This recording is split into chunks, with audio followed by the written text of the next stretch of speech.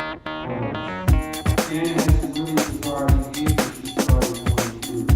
We're at the breakfast table one morning, we both were eating cold cereal, and we've got Dan has a scoop of it on her spoon, and she's lifting it up to her mouth to take the next bite, and all of a sudden her eyes shut, she just turns to stone.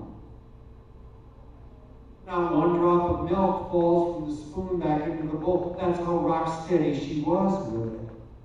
I finally, after watching her for quite a while, I shook her shoulder. "Man, are you okay?"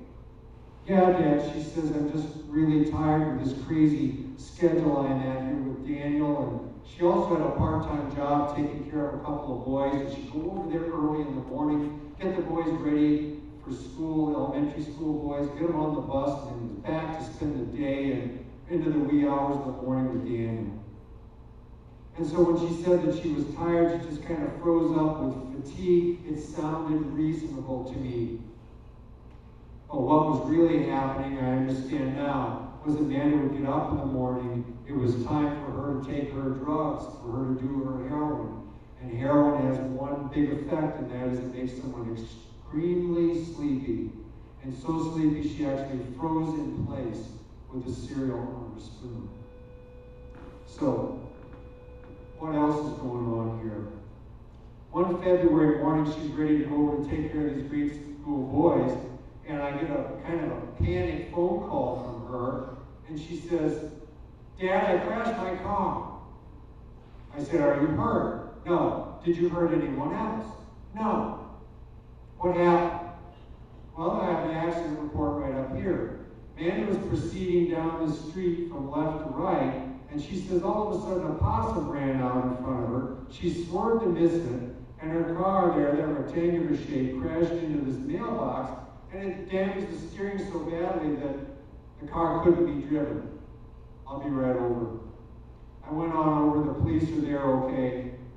I get Manda in my car to let her warm up while I go check things out with the police. And Manda's in the car, and she starts nodding out in the passenger seat. I shook her shoulder again. "Manda, did you fall asleep behind the wheel of the car? There was no possum. This is just some baloney story you made up for the police?" "No, Dad, fatigue was not a factor," she said.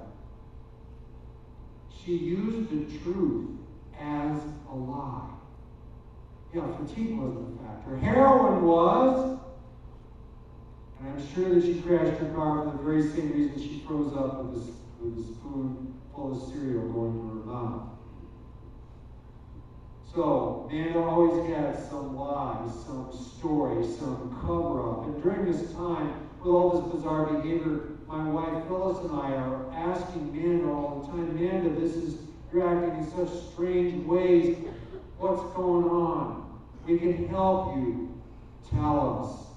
But the beast of her addiction was not going to let that happen. So what's going through Manda's mind right now? Well, Manda's desperate, actually. I'm going to read a few sentences that came from Manda's computer journal that my wife Phyllis found after Manda died. Manda writes, "Can I ever be repaired? I hope so. I battle every day to keep my head above water. I try so hard to make myself believe things will be okay. No matter how gruesome situations get, I think positively and remember that one day I'll be living my dreams if only I persevere. But where is the reward or even the halfway mark? How much longer must I struggle before it is in sight? Am I just fooling myself? Lately I've been thinking there is no such thing. Because I look in the mirror and see a face that is tired of fighting. I see a face that just wants to be free. A face that just wants to be me." This is the saddest thing I've ever read in my life. My daughter doesn't even know who she is anymore. And she is tired of trying to find herself. That's how confused and desperate she is. Finally, the 10th of March rolls around, and Manda admits that she's addicted to heroin. Wow. Why now? Well, Manda had been with her boyfriend, Daniel. And Daniel was a small-time heroin dealer, of course, I mentioned that. And while he was at a McDonald's here in Hammond, the police swarm in while they're eating, and they search Daniel. There's drugs on him, so he's arrested and taken away. And there are no drugs with Manda, and there were no drugs in Daniel's car. So Manda drives his car home. And by the way, here's how it worked with Daniel. This is Manda's savings statement. You can see that he had found a pretty young girl with a car and a bank account. And we can see that by about the third week or so, in January of 2002, she had about $2,200 in there.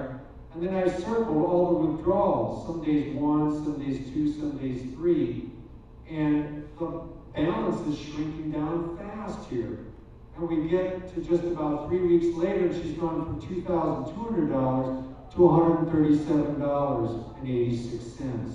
She would give Daniel her money. He would drop her off at his sister's house in Hammond, and he would then go make his buy. And he didn't want Manda to know where he was going or who he was seeing, because it's all about controlling the situation. So now she's desperate. She's out of money.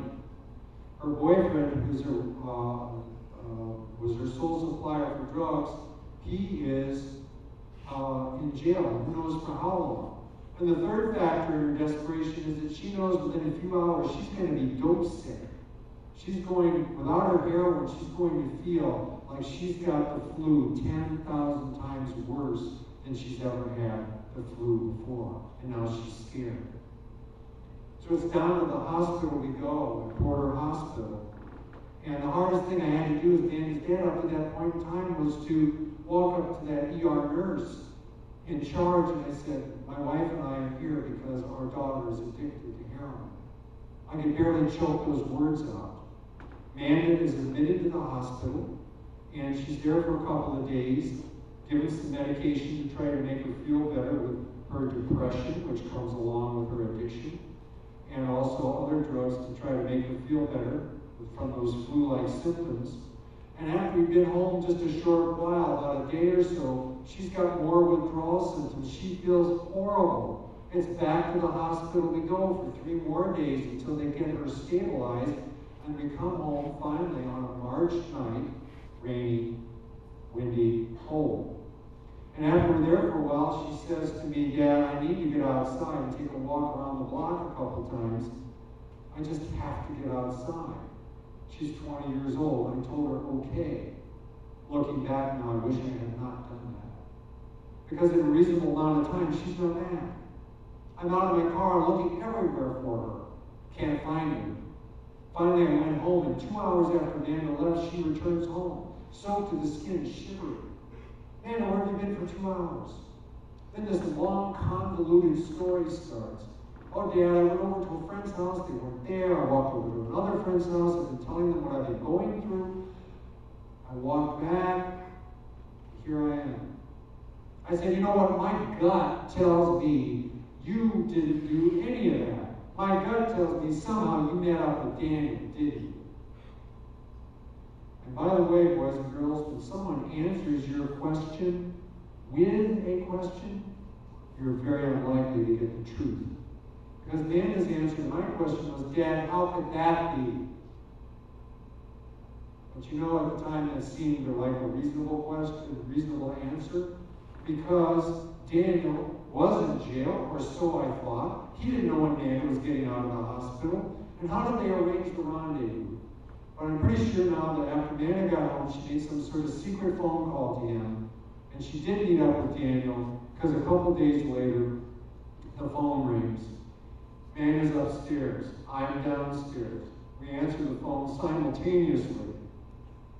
It's Daniel on the line. And he starts that manipulative, schmoozy talk he was so good at. Oh, baby, it was so good to see you. I really missed you. And it really sucks that you and your mom are going to be going on spring break vacation. I won't see you for a week. And I listened to as much of it as I could stomach. I hung up the phone. I went upstairs, made Manda hang up the phone, and she was angry with me about that. And within a day or so, we took every single phone out of the house except one phone downstairs in the family room so we could monitor calls. Manda did not have a cell phone at the time. So I call my wife at work. I tell her about the phone call from Daniel. She's very upset. She had a very short fuse when it came to Daniel. So I had to go see patients at my office, and Manda is at home when her mom gets home, and they have this big clash. My wife lays it out this way. Manda, you got two basic choices.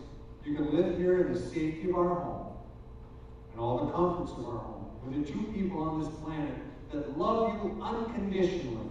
We will do everything within our power to break this addiction, for you to get your life back and get back on track and have your career that you want. But it must be without Daniel. He has to be gone forever. Choice number two is, if you must be with Daniel, then leave our home and go be with him. Amanda made the most logical, rational decision she thought she could make under the influence of the beast in her life. And that is, she left our house to go be with Daniel, a guy that was living in his rusty Mustang. That was what made sense to her. So, my wife is so stressed out, I figure she has to decompress, get away from the situation, and away from Manda for a while. So, I convinced her to go on this prepaid, pre-planned vacation that she was going to take with Manda. And I convinced her to go with one of her lady school teacher friends, which she did. A few days later, Manda came home. I've been worried sick about her. Where is she? Is she okay? Where is she sleeping? And when she came home, I gave her a big hug. I didn't jump on her about the whole drug issue or anything. And I fixed her a really good lunch. And the sad part about the lunch, though, was that she wolfed her food down as if she had not eaten for days. This is my girl, my daughter. All of her needs have been taken care of. And for her to see her eat as if she were starving broke my heart. I am thankful that we had those last few days together. During that week, she was home and her mom was on vacation. I made sure that she got her first screening interview at a drug treatment facility she was supposed to go to. She never made it there. I made sure that I got her to her family physician. We had taken her car away from her, of course, and she checks out physically okay. She was scared of HIV or hepatitis C from sharing needles with some of her drug friends, and she checks out all right there. Some good things seem to be happening. We went to a movie together one night. We saw Panic Room with Jodie Foster. She wasn't even embarrassed to go to a movie with her dad. She made a chocolate cake one day, something I hadn't seen her do for months, and I watched her do that, and I thought, maybe I'm getting my daughter back here. And what gave me the greatest feeling of comfort was that every night, Manda was home, down the hallway, in her own room, in her own bed. No Daniel, no drugs. And I slept better than I had slept for many months. But this was all an illusion. I got up on the 30th of March. This is the day Manda would die. And I like to run every morning. Manda's up too. She has insomnia. It's hard for her to sleep without her being accustomed to using the heroin. I said, Manda, you're up here awfully early. I said, I'm going to go out and do my run. When I get back, I'll make your favorite breakfast. Pancakes and sausage links. Sounds good, Dad. But I get back from my run. Manda's gone. She's bolted on me, and she's left me this note. Dear Dad, I had to leave this morning and able to figure some things out. I need to verify my feelings and see if they are right. It's the only way I will know for sure. You've been so understanding what I've been going through. Please, just hang in there for one more mile. I promise it will be worth it. I love you, Manda.